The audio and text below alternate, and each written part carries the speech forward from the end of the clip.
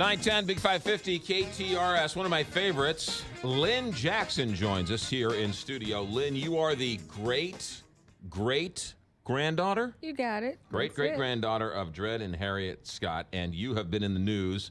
You have been in every English-speaking newspaper in the world. Oh, not the last couple of weeks. Well, about 120, actually. That's pretty good. Quite a few. You've been on the show numerous times. You live here in St. Louis. I do. And you are the keeper of the foundation, right? You're in charge of the foundation. I'm the founder and the keeper and the bottle washer. And the bottle washer. And the Dred Scott Foundation is what? What is it? It's the Dred Scott Heritage Foundation. Okay. Okay, we founded it in 2006 so Right. that we could help commemorate the 150th anniversary of the Dred Scott decision. We just having the middle of our 10th anniversary. Yeah. And last Monday was the 160th anniversary. 160th anniversary. I'm so glad I got to meet you because when you come to St. Louis and you drive by the old courthouse, somebody says that's where the Dred Scott decision was. And everybody says, that's great. What's the Dred Scott decision? And everyone's heard it. They might have learned it in high school, but they have forgotten about it. In 1857, what happened at the old courthouse?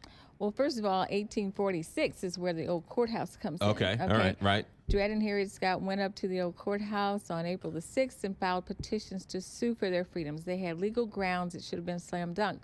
But 11 years later, in 5 trial proceedings after that, it took for the U.S. Supreme Court to say that they were not citizens and therefore their case it wasn't even valid. Right. So they basically threw it out and said that, they weren't citizens. And by the way, we're going to throw out 2 major laws that we've kept on the books for many, many years that kept us from being a total slave state. So the Supreme Court ruled that they didn't even have standing to sue. That's right, after 11 years. After 11 years. And it was their slave owner gave them their freedom, is that right?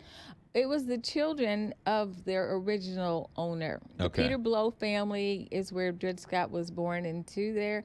And there were 11 children, and he kind of grew up with them, watched over them, worked with them, moved with them. And when came time for his trials, they were there to support him. So the Peter Blow family has always been instrumental in the whole story.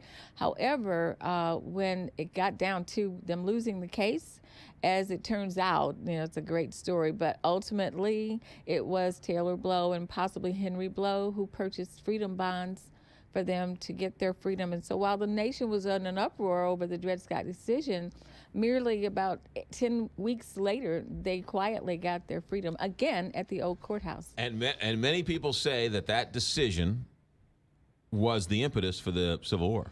A major catalyst. Yeah. Absolutely it was. Yeah, it was. Growing up as the great-granddaughter, how much of this is talked about at the dinner table on a Tuesday? I mean, how much of this is ingrained in you as you grow up as a descendant? You know what? Not like you might think. Really? No.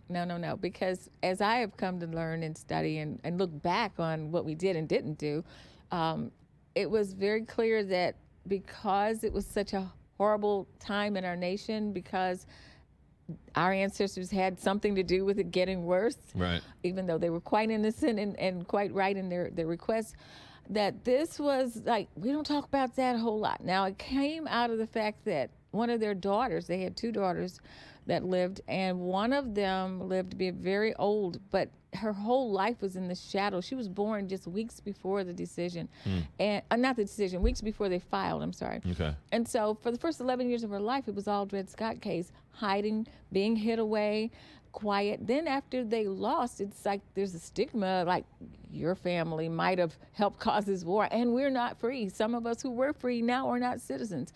And it was just a dark and hard time. And that's the part of the story people don't understand, too. Wow, that is really interesting. The statue that Harry Weber was commissioned to do outside of the old courthouse now, which I emceed, that one of the most honorable things I've ever been asked to do, was so inspiring because residents or descendants from all across the country came, uncles and cousins and brothers and nieces and nephews, and to see how, 160 years later, this family come together to honor. It's really a special. You have a special trust you have with this foundation. Yeah, I really do. And I really just started out to do those few things, make that anniversary noteworthy. Right. And we had 40 organizations in St. Louis, and cheers and kudos to Brian Cave, because Right. I love them. I worked there 13 years almost. I'm still with them, and they just said, go for it. Just go do it. Yeah. And that was awesome. So, yeah, it was wonderful. 40 organizations came together.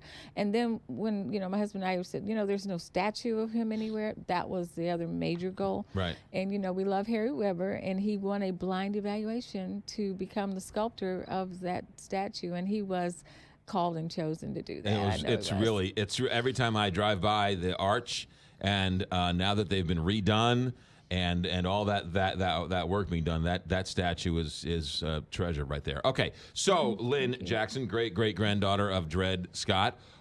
Who is Roger Taney? Roger Brooke Taney was the Chief Justice of the U.S. Supreme Court, presiding over the Dred Scott decision. So he was the Supreme Court justice who ruled that your great-great-grandfather had no standing to sue for his freedom. Yes, he did. He said that blacks had no rights that whites were bound to respect, and that, in essence, they were an inferior species. Noteworthy is the fact that all 9 justices wrote their own opinions, because they all had different reasons for saying what they said, and only 2 of them felt that they should be free. It was also, isn't it considered one of the worst decisions ever by the Supreme Court? Yes, it is. It still holds that title. There's a little competition for it, but but it still tends to be like number 1. It hasn't been quite edged out just yet. Roger Taney, he wrote, and I'm reading here from the Washington Post story, black people cannot be U.S. citizens and have no rights except the ones that white people give them. Whites are superior to blacks. Slavery is legal. Is that what he wrote? That's his opinion. That's his opinion that he wrote in 1857. You have now become friends with the descendants of this judge? Yes, that's right. Tell us about this. This is a great story. I'll encapsulate it as best I can. Yeah. No, take all the time you need. Okay, thank you. Well, I'll still go with it. All right. So 10 years ago, I'm thinking, I'm going to try to find as many descendants of people who have famous ancestors who influenced history, and boy, did I find a lot. Right. But I was always hoping to find a descendant of this justice, had not been able to do so. So I'm thinking, well, whenever I do, it's going to take about a year or so to get to know them, have trust, build a relationship, do all this good stuff. And then in April of 2016, which was an incredible month without meeting them, I got an email from a young lady who said that she was a descendant of the justice. And her name is Kate Tawney Billingsley. She's an actress, a playwright, and she writes to me that she has written a play about the descendants of the 2 families meeting over coffee, and wondered, was there anybody in St. Louis that I could invite from the family who could come and see my play? I almost fell off my chair. So while looking for descendants of the judge, a descendant of the judge calls you and says, I've written a play about our 2 families meeting. That's right. Yeah. So here's the fun irony of it. It's like we actually met over a play about us meeting. And we met in the actor's studio. Actress Estelle Parsons was gracious enough to invite me up. She's over the actor's studio in New York. And we had 2 nights of watching the play, which is really short. It's only about 20 minutes. Very powerful, however, very powerful. And when people look at this young lady and go, you wrote this? Right. They can't hardly believe it. It's very meaningful, very powerful. It's not fluff. And so it was a wonderful time. We did a talk-back session after each night of the play, too. And so that family has officially, I guess, apologized to your family, right? Well, they have. That's true. We had in December a Dred Scott Reconciliation Conference here in St. Louis, which is the first time I had one in St. Louis. We've had forums in Marshfield, and I'll be having my 7th one the end of April of this year. But the first conference we had here, we had descendants of Thomas Jefferson and Sally Heming, Dred Scott, the Blow family, Jefferson Davis, and the Tawneys. And we were all at the Hilton Plaza Frontenac. Mm-hmm. wonderful conference. Sorry if you missed it. It was awesome. It really was. You're bumping into history all over the place. Well, we're creating history, Yeah. and it's just what I think what we're called to do, but it's coming together so easily for us, and it's so meaningful, though. It's so powerful because everybody's story intersects. So that's when he came to St. Louis. But prior to that, he helped our foundation by doing our strategic plan, because that's what he does for a living. Ironically, he does strategic planning for nonprofits. So he offered to do it pro bono for us. So the descendant Yes. of the judge who wrote the opinion is now helping Dred Scott's foundation strategic planning. That's right. It's done and done. It gives you shivers. It does. Oh, there's so much more like that. It's wonderful. It keeps going on and on. It's an incredible story. It really is. So to your point, Yes. He came here and helped us with the strategic plan. He came back and participated in our conference, at which point in his presentation, he spontaneously apologized, which we weren't expecting, but it was lovely. And then we had thought that we would officially do it for the 160th, because he knew that it's okay, I can do this or not. But the important thing is that he's not just saying, I'm sorry, he's saying, I'm here.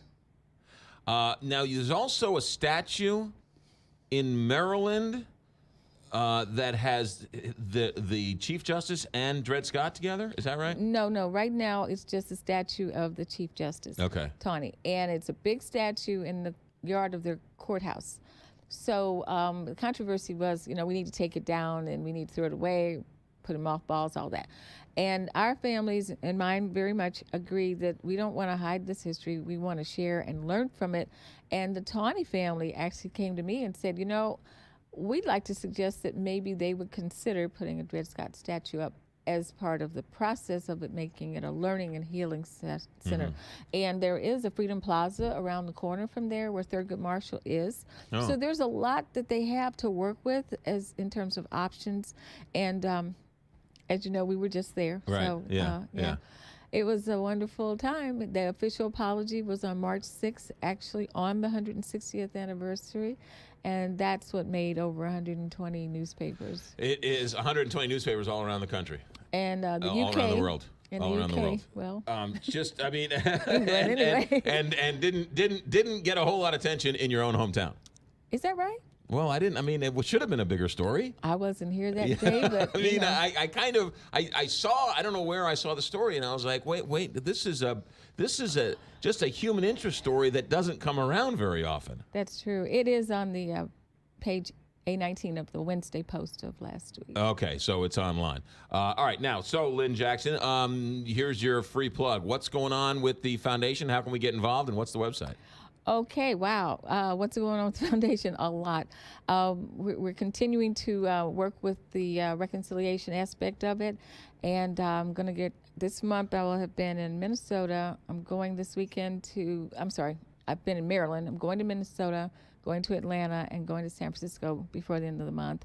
And all of these are opportunities to have either community conversations, talk about our documentary 14, which is about citizenship, and or be with the Pacific Asian Women's Bar Association. What's the website to find out more information? Right now, we have two websites. It's thedredscottfoundation.org, which is going to be our archival historic one, right. And our new one is dredscottlives.org, and it is down until tonight. We're doing something with it, but dredscottlives.org is the new format, and it's beautiful. What is the name of the? I was looking for this, and because I didn't get it, and I was a couple weeks ago I was looking for it, and I forgot. What is the name of the book? Was it the Attorney General of Utah? Yes. Who wrote what is considered the definitive book on the cases? No.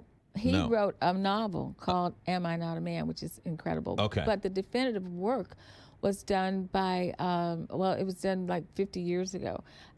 They Have No Rights. Okay. Okay, and that was by Fehrenbacher. Okay. I Have No Rights, and then the other one... They Have No Rights. They Have No Rights. And then the one by the Utah Attorney General is called... Was a novel, Am I Not a Man? Am I Not a Man? Mm-hmm.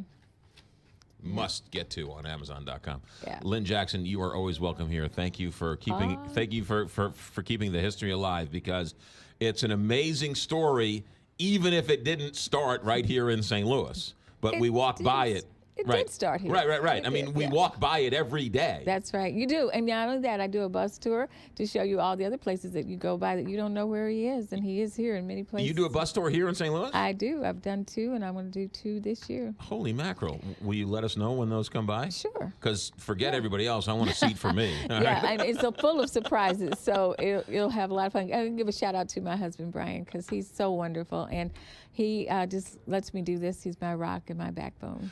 Now, you worked for Brian Cave. Was the law always something interested, or did you work for Brian Cave and then, because the whole Dred Scott case is full of law. I mean, lawyers love it because it's just full of law, but did that help you or in any way come back to this? My dad was an attorney. He had his law degree, but he actually he loved education and science and all that. So he did more of that than he did law. So when I started Brian Cave, I didn't have an inkling I was going to be doing this. I started there in '96. I had no clue. Great story. Lynn Jackson, you're always welcome here. Thanks for coming in. Thank you, McGraw. 926, Big 550.